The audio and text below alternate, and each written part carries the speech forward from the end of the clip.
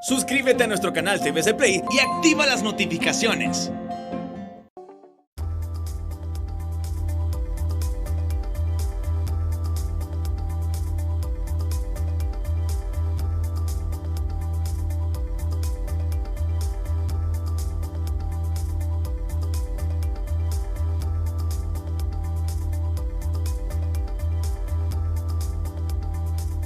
Muy buenas, bienvenidos al banquillo, gracias por estar con nosotros. Hoy revisamos la situación económica de nuestro país y las dificultades que se estarán enfrentando en este último trimestre del año en plena pandemia. Nos acompaña el abogado Gustavo Solórzano, gerente de la asesoría legal del Consejo Hondureño de la Empresa Privada. En principio, abogado Solórzano, gracias por acompañarnos. ¿Cuál es la lectura que les deja estas primeras ya 48 horas casi de apertura a circular 2 dígitos, a volver a fase 1 en muchos municipios que se encontraban en fase 0 y a dinamizar un tanto más la economía de Tegucigalpa, Comayagüela y San Pedro Sula, con pilotaje ya a nivel de restaurantes y otras actividades económicas? Gracias por estar con nosotros. Feliz noche. Feliz noche, Rosendo. Un gusto y gracias por la invitación. Más bien agradecerle a usted por el espacio para poder conversar un poco sobre este tema económico y lo que nosotros vemos o visualizamos en atención con todo lo que es el plan de apertura. Es algo que nosotros vemos muy positivo ya estos 2 días, como usted señala, en cuanto a la aprobación para que las personas puedan circular con un doble dígito de la tarjeta de identidad. Nosotros tenemos muchas expectativas. Según los estudios que nosotros mismos hemos venido generando dentro del COEP, esto puede llegar a favorecer a que las empresas puedan alcanzar un promedio de venta de hasta un 30-40% en relación con el promedio del año pasado, y que anteriormente estaba entre un 15 y un 20%. Esto con la circulación de un solo dígito más, ¿verdad? Recordemos de que son una serie de medidas que se han venido adoptando durante el mes de julio, agosto y ahora septiembre, relacionadas con lo que es la ampliación de los horarios, que ha sido muy positivo para algunos sectores, como el sector de los restaurantes, el tema de los fines de semana, que ha sido positivo incluso en el sector turismo, que ha sido uno de los sectores más dañados, pero a través de la apertura de los fines de semana ha permitido de que algunas personas ya puedan visitar algunos hoteles bajo todas las estrictas medidas de bioseguridad. De igual manera, ahora con la medida de los 2 dígitos, nosotros consideramos de que esto puede ser importante o una medida importante dentro de todo el plan que hay para la recuperación económica de las empresas, la recuperación de los empleos, sobre todo, que es algo que ha impactado muchísimo. La cifra que se estima para final de año puede andar entre unos 400,000 y 500,000 empleos que se han perdido, ¿no? Puesto por el cierre de muchas empresas. El tema de las pruebas pilotos, esto pues va dando muestras de confianza y que las cosas se van haciendo muy bien. Pero esto desde el plano económico, Chendo, pero no hay que olvidar también de que cada decisión económica que se aborda en cuanto al plan de apertura también es vista en el espejo con la parte de salud. Estas medidas son adoptadas porque hemos mejorado justamente en los indicadores de salud y tomando como base o fuente de referencia lo que son los hospitales o la ocupación dentro de los hospitales, que ha disminuido, y de igual manera también los reportes de la unidad de epidemiología de SINAGER pues reflejan de que ha habido una disminución de casos en atención a lo que eran las semanas anteriores. Así que no hay que bajar la guardia, hay que estar siempre muy preparados, ¿verdad? Tomando todas las medidas de bioseguridad, que es lo que nosotros siempre recordamos. El tema del lavado de manos, distanciamiento social y el uso obligatorio de la mascarilla, que es nuestro principal escudo, es lo que hay que hacer. Es un compromiso de todos. Yo creo que este trabajo que viene ahora en cuanto a recuperar la economía no solamente es un trabajo del sector privado. Nosotros tenemos un eslogan: empresarios somos todos, y definitivamente que en este momento así es, porque si no tenemos empresas no hay empleo, si no hay empleo y no hay empresas, pues obviamente la economía se nos cae, no hay tributos, y si no hay tributos pues no hay muchos de los proyectos sociales que hoy se realizan en el tema de educación, salud, seguridad ciudadana. Así que vemos positivo, Rosendo, todo esto que se está haciendo. Ahora, abogado Solórzano, estas acciones que ya han iniciado esta semana con cierta frecuencia económica, permitirá salvar qué cantidad de empleo. ¿Ya han medido ustedes? Porque las cifras han venido variando, incluso nos han hablado de hasta 600,000 empleos, ya usted me plantea un promedio de 400,000. Son datos del Observatorio de Mercado Laboral, en donde el mercado laboral de la Secretaría de Trabajo estima de que pueden ser un poco más de 400,000 empleos los que se pierdan. Entonces ya son datos oficiales. Nosotros hemos venido estimando por todos los estudios que hemos realizado de que pueden ser entre 400,000 a 500,000 personas que se vean afectadas con todo esto. Esto entre empleos que han sido o que están dentro de la formalidad, como también aquellos otros empleos del sector informal. Con todas estas medidas que se han venido adoptando de restricciones de movilidad, obviamente el más afectado, toda la empresa privada, pero el más afectado han sido las empresas formales. Y aquí hablamos tanto de grandes, pequeñas, medianas y microempresas. Muchas microempresas que han tenido que cerrar. Se estima de que para el mes de julio cerca de 44 de cada 100 microempresas pues han tenido de que cerrar o reconvertirse. ¿Cuántos empleos estimamos nosotros que se pueden salvar? Bueno, aquí el tema es más bien el poder sostener los que ya tenemos.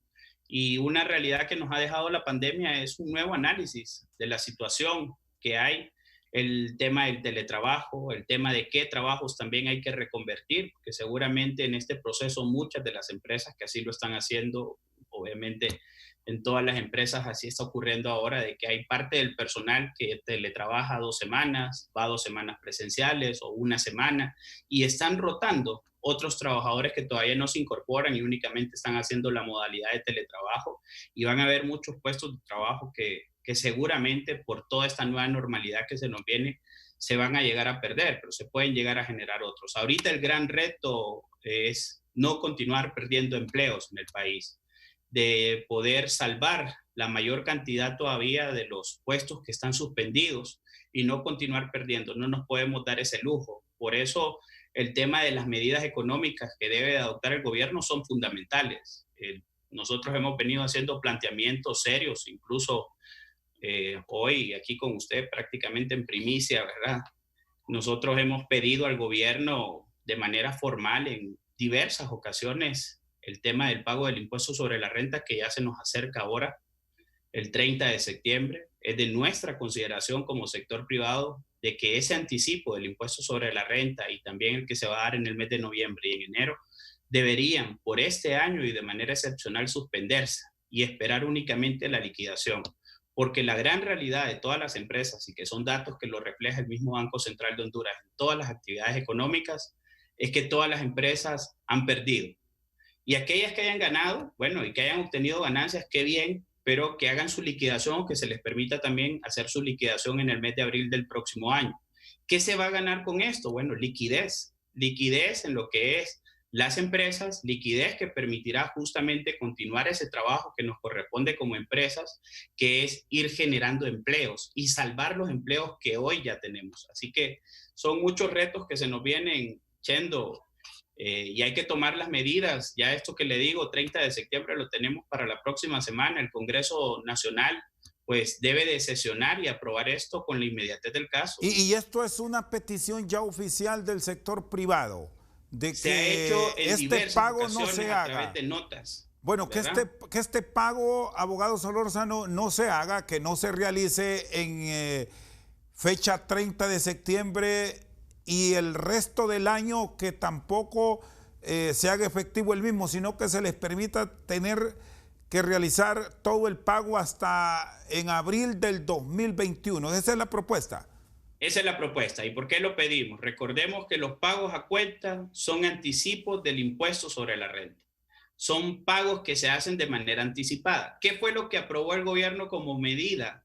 Que se pagara un 75% en relación al año anterior, que es el 2019. Sin embargo, ese 75% todavía no se ajusta a la realidad, porque en aquel momento que se aprobó, que fue justamente el 3 de abril, se esperaba que los efectos de la pandemia no fueran tan prolongados. Esperábamos ya para el mes de mayo, junio, estar reintegrados en un 100%. En este momento todavía no tenemos esa incorporación al 100% por parte de las empresas. La gente ha perdido la capacidad de consumo y pues obviamente son recursos que las empresas, en vez de destinarlos a anticipar un impuesto que posteriormente se va a convertir en un crédito, ¿Por qué? Porque la mayoría de las empresas han perdido. Entonces, mejor es que se suspenda este pago y que se realice hasta en el mes de abril. ¿Qué va a ocurrir si nosotros, las empresas, comienzan a hacer estos pagos ahora? Lo que va a ocurrir es que lo van a anticipar, se quedan sin liquidez y en el mes de abril nos vamos a encontrar con un problema. ¿Cuál es el problema? De que la mayoría van a tener créditos a su favor. Y por lo tanto, el gobierno se va a tener en la obligación de tener que devolver ese dinero. Y vamos a entrar al famoso problema de los créditos fiscales, ¿no? Y este es un tema de nunca acabar. Yo creo que este es un momento en donde todos debemos de sacrificarnos para que no nos lamentemos el día de mañana y que podamos ganar, ¿verdad? Sobre todo ese tema de la sostenibilidad de los empleos. Las empresas en este momento ocupan dinero, liquidez para poder continuar salvando empleos. ¿Ustedes tienen un estimado, abogado Solórzano, de cuánto se estaría ingresando promedios? Porque hasta hace un tiempo atrás nos dijeron que las caídas en los ingresos a nivel del sistema de administración de rentas estaba en el orden de los 15.000 millones de lempiras, pero la pandemia ha golpeado fuerte julio, agosto, el mismo mes de septiembre nos deja números nada alentadores. Y del otro lado el gobierno habla que estos recursos se requieren para ese dinamismo de la economía. Planteado un panorama nada esperanzador en las finanzas nacionales, ¿hablamos de qué cantidades?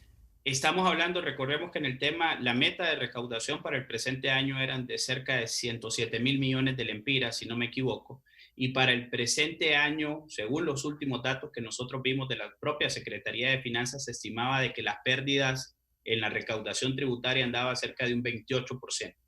¿Cuánto llega a representar esto? Poco más de 30.000 millones de lempiras. Es decir, que para el presente año, o sea, para lo que deberíamos de recaudar en este año, solamente se estarían recaudando cerca de 70.000 millones. Para el año 2021 se está colocando una meta de 96.000 millones de lempiras. Sin embargo, todavía vemos esa cantidad de recursos que devienen tanto del impuesto sobre la venta, del impuesto sobre la renta, la vemos una cantidad bastante optimista, le vamos a llamar de alguna manera. Sin embargo, hay que ver, lo que nosotros sí estamos muy claros y el mismo gobierno lo ha ratificado, es que ya no existe espacio para ninguna clase de impuestos. El presupuesto, nosotros lo hemos dicho, es un presupuesto incluso que se mantiene igual que el del año 2020. Nosotros sí consideramos de que el presupuesto debe de reducirse significativamente. Si bien puede ser un presupuesto orientado a la reactivación económica, pero también tiene que ser un impuesto austero, ¿verdad? Nos preocupa mucho lo que hay en cuanto al gasto de las propias planillas. El otro día en el propio COEP se hacía un estudio de todo esto. Imagínense de que los 96.000 millones de lempiras justamente pues representan la cantidad que se erogaría. Cerca de poco, esa cantidad serviría prácticamente para pagar las planillas del Estado. Entonces son cantidades muy grandes de dinero. Bien, el Estado está para servirnos a nosotros y obviamente uno de los mayores gastos es el gasto de personal, pero hay que ver cómo se hacen las reducciones en el presupuesto, priorizarlo y de esta manera también no nos vamos a ver afectados los hondureños, ¿verdad? Es un tema de sacrificarnos todos en este momento. Muy bien, está con nosotros esta noche al banquillo el gerente de asesoría legal del Consejo Hondureño de la Empresa Privada, Gustavo Solórzano. Vamos a una pausa y ya regresamos.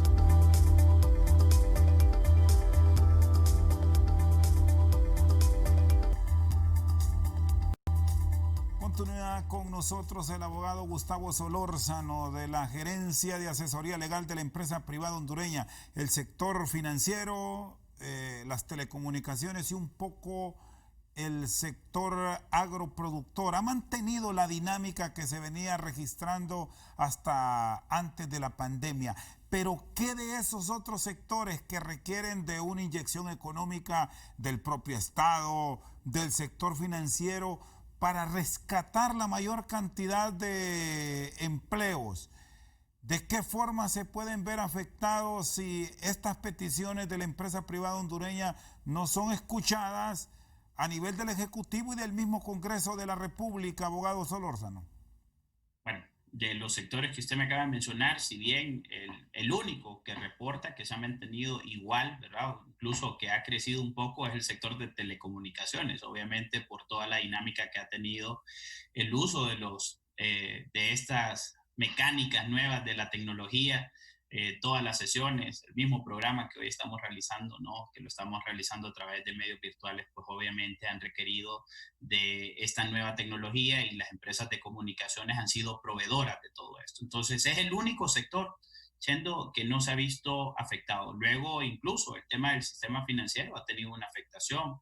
Obviamente la gente puede llegar a tener sus recursos, pero no hay movimiento en cuanto a algunos productos financieros que se daban con cierta generalidad. Incluso la misma banca, recordemos, de que se ha venido sacrificando, ha tenido ciertas medidas que se dieron, incluso el sistema financiero que no cobró los préstamos desde el mes de marzo, abril, mayo, incluso el mes de junio. A partir de julio se comenzaron a dar algunos temas. Obviamente hay muchas cosas más que se pueden llegar a hacer, pero se requiere de la voluntad política también del gobierno. Desde nosotros como COEP hemos hecho planteamientos sobre lo que es esta ley, que puede ser una ley de reactivación económica, siempre y cuando se cuente con el apoyo del gobierno en cuanto a los recursos que se puedan inyectar al sistema financiero y que de esta manera ayuden a salvar a muchas empresas. En cuanto al sector agro, recordemos de que todo esto es una cadena. Si bien el sector agrícola no se ha parado, es un sector que sí ha tenido un impacto significativo también porque la producción se ha limitado en cuanto a la cantidad de consumo. Uno de los principales pilares que tiene este sector, o el pilar final, digamos, de esta gran cadena que hay en el sector agrícola, es justamente el sector de los alimentos o restaurantes. Y al inicio fue complicado, se logró aperturar los restaurantes allá por el mes de mayo, y con todo esto pues se cierra esa cadena. Ahora vamos a una segunda etapa con los restaurantes, que esto ha servido para que ellos puedan incrementar entre un 20 y 30% más su venta.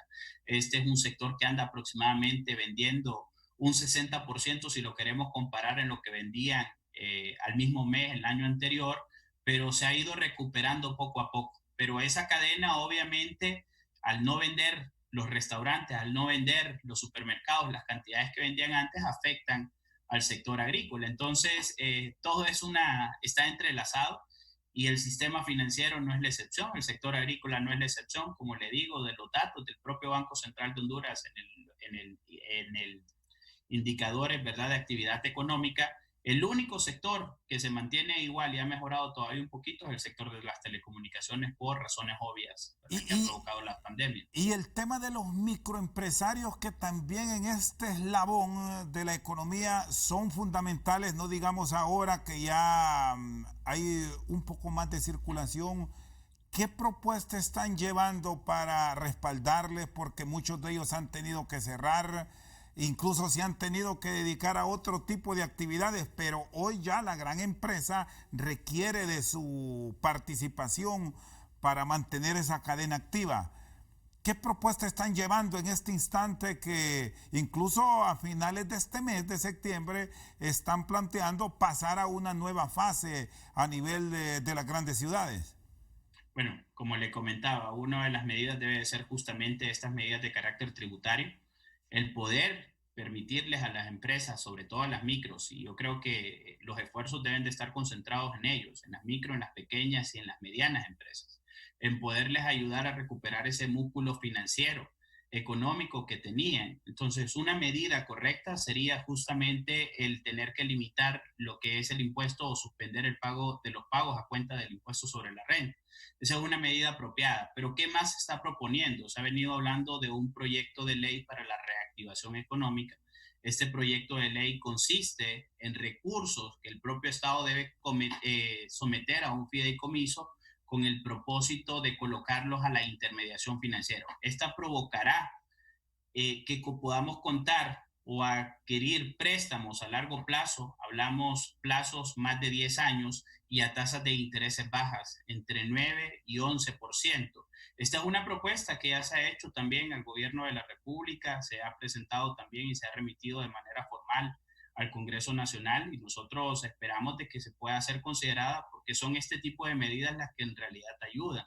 Pueden surgir un montón de temas, ¿verdad?, que de repente se puedan ver propicios en este momento y puedan ser incluso atractivos. Sin embargo, también esto puede llegar a generar pérdidas a largo plazo. Así que hay que ser muy inteligentes con todas las medidas que se adopten en este momento, y las medidas, como le digo, es un tema en donde todos debemos de sacrificarnos. Así que esperamos de que esto se pueda hacer, de que las medidas que nosotros hemos venido planteando no son medidas improvisadas, por el contrario, son medidas que nosotros hemos estimado de que tienen un impacto económico significativo y positivo, sobre todo para la sostenibilidad de los empleos, no continuar perdiendo y para poder continuar creando nuevos empleos. Así que ese es el reto, y ahí está tirada, ¿verdad?, la pelota. Todas las propuestas que nosotros hemos hecho al gobierno se han presentado de manera formal. ¿Y qué visualiza nos viene para octubre, noviembre y diciembre en el tema económico? Porque si nos ubicamos en años atrás, sobre todo octubre, y era el mes de los preparativos para fin de año, cuando hay mucho circulante en el país. Este panorama ahora cambia totalmente producto del coronavirus, y desde ya, si vemos un ejemplo claro, están los caficultores, que es un sector de mucha dinámica en las finanzas nacionales, revisando cómo llegar a la recolección del aromático sin que se generen enormes dificultades en el tema del contagio. En ese escenario, ¿cómo están trabajando de cara a estos últimos meses del 2020? Optimistas, Chendo. Al final, como usted lo dice, esta recta final que tenemos ahora con los meses de octubre, noviembre y diciembre, que es un mes muy importante para, sobre todo para el comercio, nosotros esperamos enfrentarlo con mucho optimismo, pero depende, como lo decía al inicio del programa, depende de todos. Porque en la medida también que nos descuidemos, que nos confiemos, a veces vemos algunas imágenes que circulan de mucha gente sin usar la mascarilla en lugares públicos. Esto preocupa. O sea, debemos de guardar disciplina para que no nos vuelva a ocurrir lo que nos pasó en junio. Recordemos que ya en junio nosotros habíamos comenzado con el proceso de apertura, íbamos bien, y de repente tuvimos que volver a cerrar debido a que se dispararon los casos de contagio. Entonces, en este momento la enfermedad está controlada. De gran ayuda han sido los centros de triaje, que por cierto son iniciativas que nacen del propio sector privado, ¿no? Y que vamos a tener oportunidad de conversar sobre ellas, pero es necesario de que todos guardemos esa responsabilidad. Para el mes de noviembre, incluso como usted muy bien sabe, se ha planteado de parte de la mesa multisectorial en donde se llevó el tema de que el feriado morazánico del mes de octubre pueda ser trasladado a noviembre, con la esperanza de poder ayudar en algo, por lo menos a tratar de salvar el sector turismo, a que pueda terminar de cubrir lo que es el año. Obviamente va a cerrar con pérdidas, pero tratar de darle ese último aliento para que puedan salir más o menos en el año 2020 en el sector turismo. Así que las expectativas son muchas. Sin embargo, este es un tema en donde hoy podemos decir de que vamos bien, y el día de mañana todo puede cambiar, porque depende mucho de cómo nos cuidamos nosotros mismos, de que la gente pues en realidad se mantenga alerta, de que no permita o no se descuide, porque en ese sentido también podemos llegar a tener un rebrote que nos va a hacer retroceder, y eso es lo que yo creo que nadie en el país quiere, porque necesitamos también salvar la salud de la economía hondureña, que está en cuidados intensivos en este momento, ¿verdad? Así que hay que continuar apoyándola, y esto depende, es un trabajo de todos. Usted me habla de sacrificios, que ustedes están dispuestos a seguir en esa ruta, pero ¿qué del Estado? ¿Qué han observado? Si nos situamos en la propuesta sobre presupuesto general de la República para el año fiscal 2021, con un aumento que ya lo reflejan las cifras, ¿está ese sacrificio por parte del gobierno? ¿O hay que recordarlo, que deben también formar parte de este todo llamado Honduras?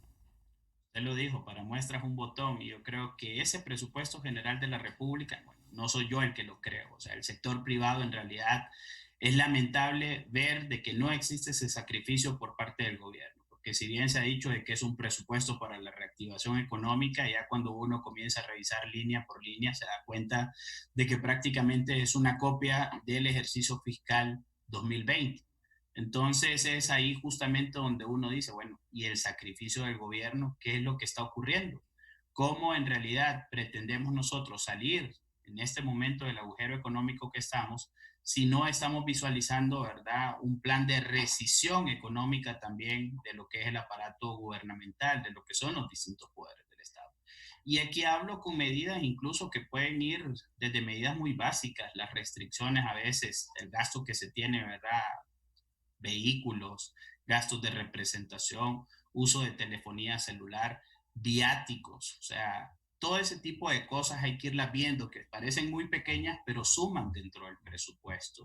Hay que apostarle muchísimo más, estamos de acuerdo en el tema de la salud, pero hay que ver entonces de dónde compensamos en relación con las otras líneas presupuestarias que se tienen. Si usted me pregunta hoy, Chendo, ¿está el sacrificio del gobierno? Yo le puedo decir, no lo vemos.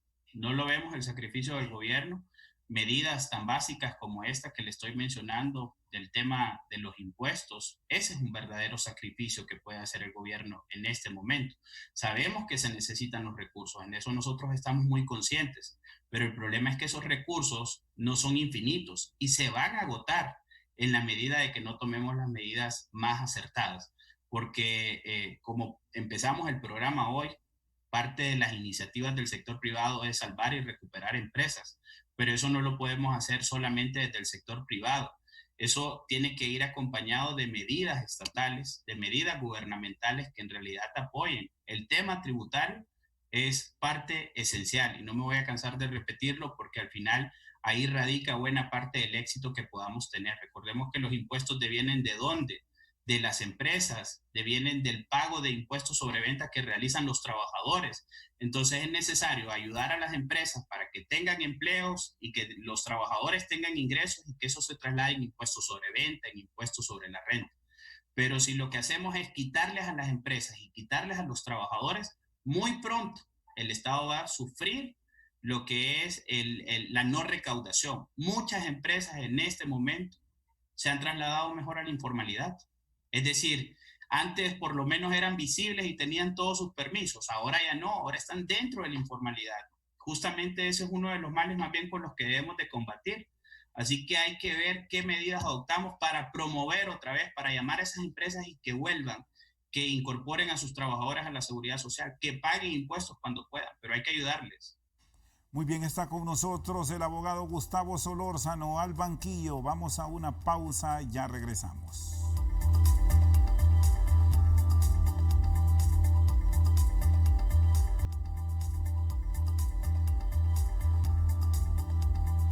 Continuamos al banquillo con nosotros el abogado Gustavo Solórzano, gerente de la asesoría legal de la empresa privada hondureña. ¿Tienen números de cuántas empresas pasaron a la informalidad producto de la misma crisis que nos ha generado la pandemia, abogado? Mire, dentro del número que nosotros manejamos justamente se encuentran dentro de ese 44.1% de la totalidad de sobre todo micros y pequeñas empresas. Parte de ese 44% ha tenido que no cerrar, sino que transcurrir o transitar a lo que es la informalidad, es decir, a dejar de pagar impuestos, a dejar de incorporar a sus personas al seguro social, de dejar de pagar, ¿verdad?, beneficios como los que da el régimen de aportaciones privadas, ¿verdad?, porque son cargas que al final no se pueden soportar dependiendo la cantidad de trabajadores que se lleguen a tener. Así que estos son elementos o lujos que no nos podemos dar en este momento en el país. Sobre todo cuando tenemos limitaciones en todo lo que es el tema de la seguridad social y que lo estamos reflejando, ¿verdad?, en estos momentos de crisis y de pandemia, sobre todo cuando el tema impositivo ha sido un tema que se ha venido mejorando. La recaudación fiscal, recordemos de que nosotros la hemos triplicado prácticamente en los últimos 10 años. Ha habido compromiso del sector empresarial en que todas estas medidas se den, las medidas antievasión. Así que es necesario de que pongamos las cartas sobre la mesa y que tomemos en realidad medidas concretas que ayuden para que esto ya no se siga dando. Hay que crear proyectos que ayuden más bien a la formalización de esas empresas, pero ninguna empresa se va a querer formalizar si no existen verdaderos incentivos, ¿verdad?, para hacerlo. ¿Cómo se está coordinando? Me refiero a la parte fiscal, me refiero a la parte también de acceso a créditos blandos y a largo plazo. ¿Cómo se está coordinando con las cámaras de comercio a nivel nacional y sobre todo en esos municipios donde hay mucho aporte a la economía para tener estos dos elementos que usted me los exponía, economía frente a salud. ¿Cómo evitar que vengan nuevas olas de contagio que nos vuelva a ubicar a lo que ya nos pasó en el mes de junio y volver de nuevo a un inicio que no va a ser nada esperanzador para el país? Aquí nosotros con las cámaras de comercio hemos venido trabajando, o sea, tanto con las cámaras grandes, Tegucigalpa, la Cámara de Cortés, también un trabajo muy de cerca con lo que ha sido Fedecámaras. Existen todavía una serie de mesas de trabajo en donde se ven estos temas, por ejemplo, la mesa de MIPYME, en la misma mesa multisectorial también converge Fedecámara, que representa a todas las cámaras de comercio. Y aquí el esfuerzo que se ha venido haciendo sobre todo es en cuanto a las medidas de bioseguridad. A través de Fedecámara se ha desarrollado, ¿verdad?, una serie de capacitaciones virtuales a muchas personas, a muchos empresarios, sobre todo micros y pequeños, lo cual ha contribuido en cuanto a tener un retorno seguro. Recordemos que parte de los grandes temores que nosotros tenemos en atención con eso también es la afectación psicológica de tener cuando se nos dice que tenemos que volver al trabajo. Eso genera una afectación psicológica porque al final también nos exponemos a ese miedo que genera el contagio. Y sobre todo, no contagiarnos a veces solamente nosotros, contagiar a nuestros seres queridos. Así que estos son temas que se han venido trabajando desde aquí. Un tema importante, ya que usted lo menciona, y que de lo cual nos llena de mucho orgullo, incluso que desde COEP se hizo, nosotros junto con una universidad privada de aquí del país, con la Organización Internacional del Trabajo, hicimos un curso muy interesante de 2 semanas, virtual, pero las personas estaban dando la charla en el momento, por lo que había el espacio de interactuar, ¿verdad?, con los docentes, y esto fue replicado, que a veces este tipo de cosas se desconocen, pero hay que mencionarlas para que en realidad nos demos cuenta de que se están haciendo las cosas bien. Esto fue replicado por cerca de 5 países. Lo hizo Nicaragua, lo hizo Panamá, lo hizo Colombia, lo hizo Chile y lo terminó haciendo, si mal no recuerdo, creo que hasta misma Guatemala. Tuvimos nosotros en este curso la participación de gente de El Salvador también. Y la misma Organización Internacional del Trabajo terminó efectuando un curso regional para toda la región centroamericana bajo el mismo esquema que había planteado. Porque si vamos y revisamos algunos sectores también que forman parte de la estructura de la empresa privada, encontramos de que no están llevando del todo bien las cosas. Salvando excepciones. Le puedo poner el ejemplo, abogado Solórzano, del tema del transporte en algunos sitios del país donde no se están respetando las medidas, y esto puede provocar que vengan altos niveles de contagio. Ya podemos observar lo que está ocurriendo en una zona turística como Roatán, donde se ha tenido que intervenir con urgencia. Y así vamos encontrando otras ciudades donde habrá que tener cuidado porque ya se están disparando los niveles de atención. Hoy casualmente lo revisamos. Siempre vamos a tener en San estos Pedro. sectores, Chendo. Al final recordemos de que el sector del transporte público, tanto de personas como de carga, pues ellos están agremiados a través de sus propias organizaciones, no forman parte o no están, ¿verdad? Nunca se han adherido a lo que es al Consejo Hondureño de la Empresa Privada, pero son empresas privadas. Entonces, aquí incluso lo que se ha hecho es a través de algunas cámaras de comercio, y hablo particularmente de la Cámara del Sur, ellos han venido colaborando con el sector transporte, dándole todas estas charlas también en cuanto a medidas de bioseguridad. Pero volvemos, depende mucho del comportamiento y es un tema de conciencia ciudadana que hay que tener y hay que cuidarnos. Y aquellos que deciden aperturar sus negocios deben de tener en cuenta de que la pandemia se constituyó en una inversión más, porque hay que garantizarle las medidas de bioseguridad al trabajador y eso no es opcional, ya lo manda el Código del Trabajo. Honduras es de los pocos países, de hecho, incluso que hasta ha creado una ley de uso obligatorio de mascarillas y en donde obligan también a través de esa ley a las empresas a tener que suministrar equipo de bioseguridad a los trabajadores. Aquí más bien es la autoridad la que debe de velar por eso. Sin embargo, a veces vemos sectores que no se les aplica también la ley, no sé, pareciera que se les tiene temor, únicamente anuncian un paro y después les dan absolutamente todo lo que solicitan. Eso a veces a nosotros pues nos choca, no nos parece correcto, porque yo creo que todos los sectores deben de ser tratados de la misma manera. Si hay sectores a los que se les está exigiendo, ¿verdad?, cumplimiento de medidas de bioseguridad, pues deben de ser lo mismo para cualquier sector de la economía hondureña. Hay sectores que les genera alarma en este momento, que se está planteando incorporar más trabajadores tanto en el sector privado como público. Mire, siempre y cuando se incorporen cumpliendo con todas las medidas de bioseguridad, no vamos a tener ningún problema, porque lo hemos dicho, o sea, al final el tema de la pandemia lo vamos a tener todavía por lo menos un año más. El tema de la vacuna no la esperemos para el presente año, posiblemente sea hasta en el primer trimestre del próximo año. Después de eso viene todo un plan para vacunar a la población hondureña.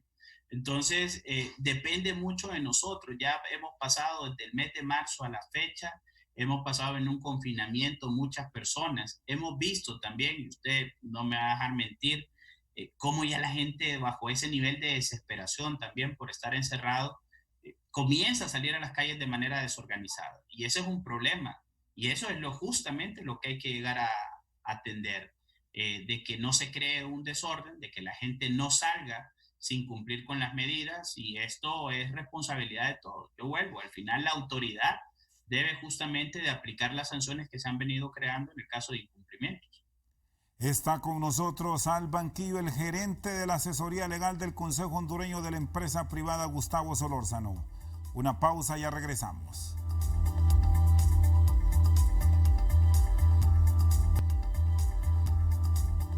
Seguimos al banquillo, con nosotros el abogado Gustavo Solórzano. ¿Cómo espera el sector privado que se lleve el tema de la pandemia con actividad política? Porque si bien estamos terminando el año, hay dificultades, ya se dio el banderillazo de inicio y ahí está una ley electoral que se discutirá, se espera, nuevamente en las próximas horas.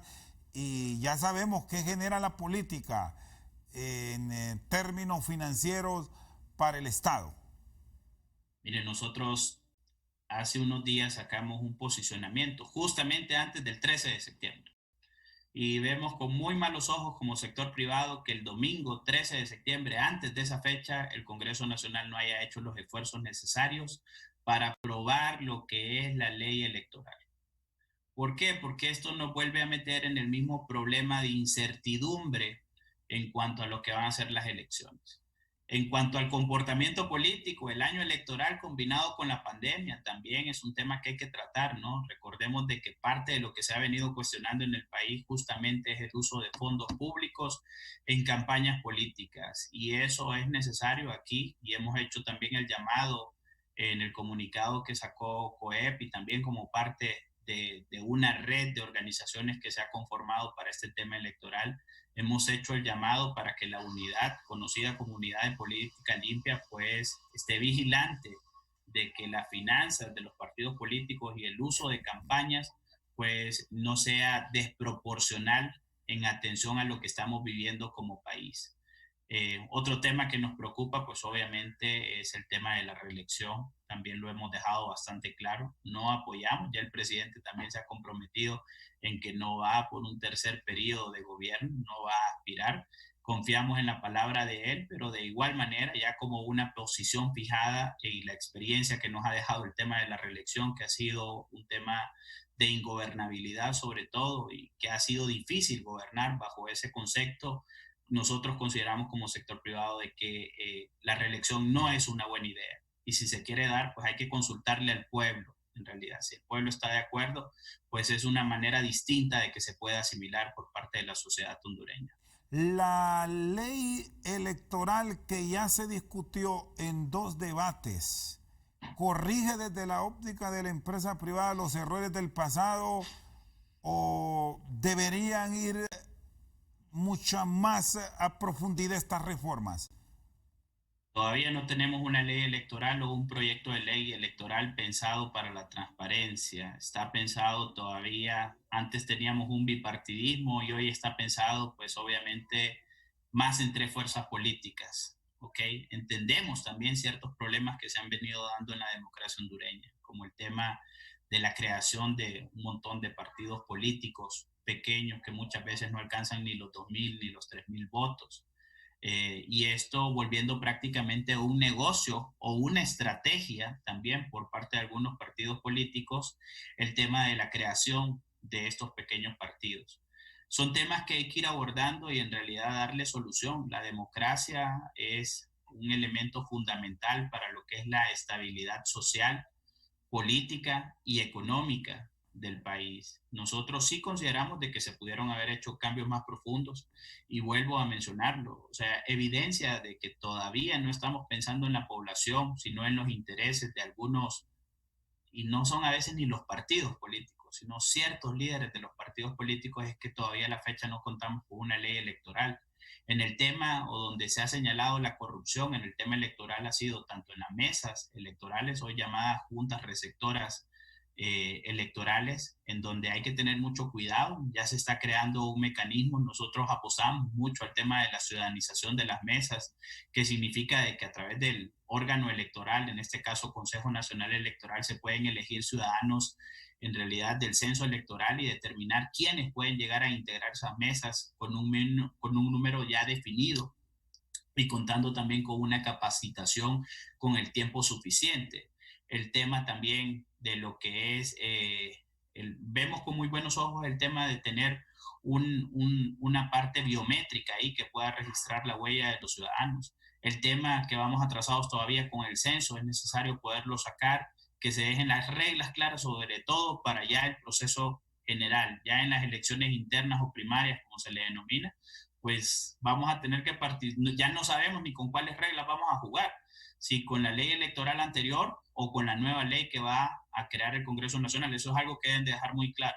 Y hablando del Congreso Nacional, ahí también está para discusión, para posibles cambios, el tema de la seguridad social, que ya sabemos las dificultades que se han enfrentado durante la pandemia en el seguro social, que ni siquiera a los que hoy están afiliados pueden atender, y la proyección es incorporar más derechohabientes, que muchos hoy se preguntan, ¿y cómo se les va a atender? Mire, yo aquí quiero dejar bastante clara la posición del sector privado en cuanto a este tema que hoy está en debate público. Nuestra posición es que efectivamente hay que mejorar la cobertura de la seguridad social. Eso hay que hacerlo, pero las cosas hay que hacerlas bien. Desde el año 2015 que se aprobó la ley marco del sistema de protección social y que entró en vigencia justamente el 4 de septiembre, vamos a cumplir 5 años de la entrada en vigencia de la ley marco. Bueno, se cumplieron 5 años de la entrada en vigencia de la ley marco. Ahí ya se contemplaba justamente este plan que hoy se está discutiendo en el Congreso, el plan ProSolidar. Ahora es que el Congreso con un decreto dice que va a crear el plan cuando el plan ya existe. En realidad lo único que se está creando ahí es un fideicomiso que nos preguntamos, ya está establecido dentro de la misma ley marco del sistema de protección social, artículos 43, 44, 45 y 46, para que la gente lo pueda revisar. Ya se establece la manera en cómo se va a financiar ese plan ProSolidar. Y contempla recursos que vienen 20%, si mal no recuerdo, de los cánones que recibe el Estado, otros ingresos que paga el Estado. Y desde el 2015 a la fecha, la pregunta sería, así como hoy está popular esa pregunta, ¿dónde está el dinero? Justamente, ¿dónde está el dinero de esa seguridad social para ampliar la cobertura? Ahora, en el mes de marzo, se cambió y ahora se establece de que parte de esos recursos para incorporar nuevas personas y darles cobertura dentro de la seguridad social sería utilizar parte del incremento del 3% del impuesto sobre la venta que se aumentó en el año 2013 cuando pasamos del 12 al 15%, y que ese dinero serviría entonces para ir incorporando de manera gradual y progresiva algunos sectores económicos. Ahora, la seguridad social tiene un costo y la pregunta aquí es ¿quién va a pagar la cuenta? No es cierto cuando decimos únicamente de que esto va a ser suficiente para poder sostener la seguridad social. Aquí se va a requerir una contraparte por parte de las personas que se afilien. Así que esas son parte de las preguntas que nosotros tenemos todavía interrogantes que nos van surgiendo y que no tenemos respuesta, porque el papel aguanta con todo, y esto así hay que decirlo. Ya el papel aguantó en el 2015 con ese gran proyecto del Plan ProSolidar, y ¿qué garantiza que ahora eso sí se va a cumplir? Cuando yo mismo le estaba diciendo a usted de que cuando hablamos del presupuesto general de la República, ese 15% que representa cerca de impuestos sobre venta, que representa cerca aproximadamente de 45 millones de lempiras, más o menos, 45.000 millones de lempiras, está destinado dentro del presupuesto mismo a ser utilizado prácticamente para el pago de salarios en el sector público. ¿Qué garantiza que se va a trasladar ahora ese dinero? ¿Recomendarían, abogado Solórzano, que esto no se discuta ahora? Que se le dé mayor pensamiento, como dicen los legisladores, y que esperemos el próximo año. Esa ha sido la posición. El día de ayer tuvimos reunión nosotros en el Consejo Económico y Social y fuimos bastante contundentes. Hagamos las cosas bien. Aprobemos lo que se acordó en la ley marco, que es la ley del Seguro Social, la ley del Sistema Nacional de Salud, la ley de administradoras de fondos de pensiones, la ley del seguro obligatorio de accidentes de tránsito. Volvamos y reintegremos la gobernanza del Seguro Social. Ya la Junta Interventora ya cumplió con su papel. Ya debemos devolver a una gobernanza que sea de carácter tripartito. Devolvámosle, ¿verdad?, justamente ese nivel de gobernanza para mejorar que estén los sectores involucrados y tomemos todas las medidas de cuidado del caso para que no se vuelva a dar también lo que se dio en años anteriores. Así que esa es la propuesta nuestra, aprobar la ley del Seguro Social y derivado de eso que ya está ahí, contemplar este plan ProSolidar para poderlo desarrollar. Estamos conscientes de que hay que continuar incorporando a la población hondureña. Apenas 18% de los hondureños gozamos de seguridad social, tenemos ese privilegio. Es decir, 2 de cada 10 hondureños más o menos somos los que tenemos el privilegio de gozar de la seguridad social. Los demás están desamparados a lo que les puede ocurrir, no tienen garantía de los medios económicos de subsistencia. Le agradezco mucho, abogado. Feliz noche. Feliz noche, Rosendo, que esté muy bien. Con nosotros el gerente de asesoría legal del Consejo Hondureño de la Empresa Privada, Gustavo Solórzano. Por su sintonía, muchas gracias.